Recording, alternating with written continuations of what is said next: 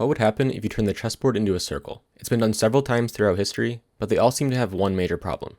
There are so many arbitrary rules required to make the game functional. This is a major barrier to entry for chess enthusiasts who don't want to learn a brand new rule set. In fact, this is a common problem among all chess variants.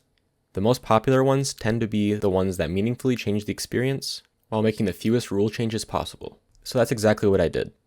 I set out on a mission to create a circular chess game with as few rule changes as possible in a way that still transforms how the game is played.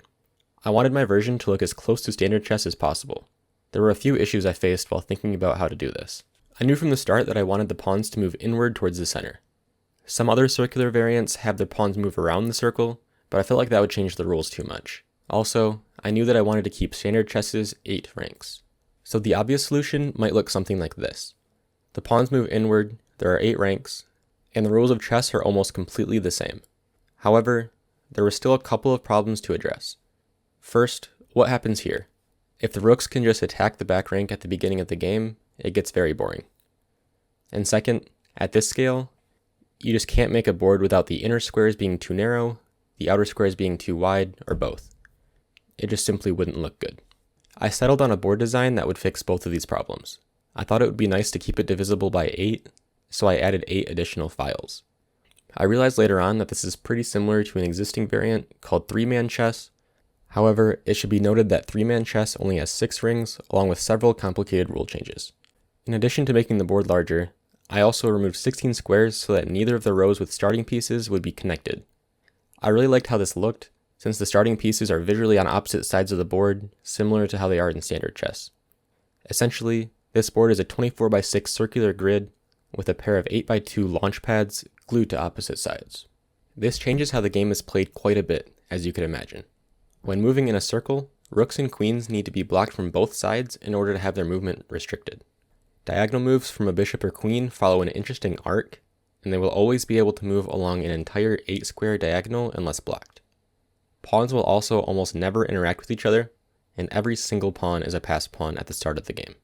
This is what I settled on for initial testing.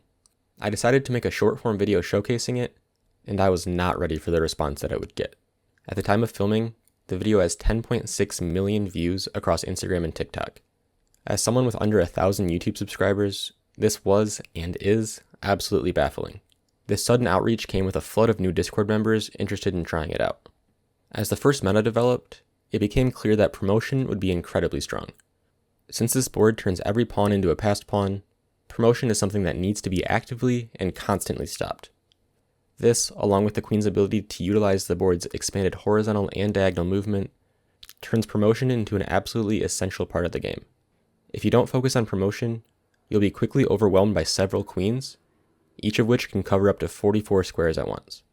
I released the game into open beta only a week ago, but some early strategies quickly emerged. The most effective strategy was to move your king's pawn immediately. This opened up your queen and bishop, both of which can move to the center immediately. From there, it becomes a battle over the center. You need to maneuver your bishops so that they defend the promotion squares of any pawns that your opponent is trying to promote, all while you're trying to promote your own king's pawn, and the opponent is trying to stop your promotion. It can be very overwhelming. One wrong move, and there's little that you can do to recover. In response to this, I made some changes. I removed the pawn's ability to move 2 squares in one move, and I added 8 squares, completing the second outermost ring. I decided to limit the pawn's movement in order to slow down promotions. Each promotion now takes 1 extra move, so your development gets slightly punished for each pawn that you attempt to promote early on. However, this also has the side effect of not being able to block checks or attack pieces using a 2-square pawn move.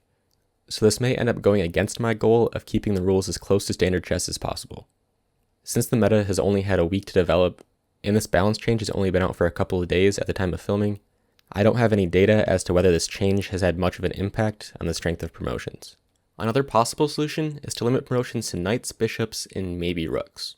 I feel like this has the potential to be the best solution, since it doesn't directly change any movement rules, while simultaneously weakening promotions significantly more than the last change. Hopefully, with more playtesting, I can come to a solution that keeps the game both balanced and interesting. If you'd like to get involved in testing, I'll leave links to my Discord in the description and in the pinned comment. If you'd like to support the game's development, you can do that by liking, commenting, and subscribing to help boost my videos in YouTube's algorithm, since clearly it doesn't like me as much as Instagram and TikTok's algorithms. Regardless, thanks for watching, and I hope to see you over in my Discord server.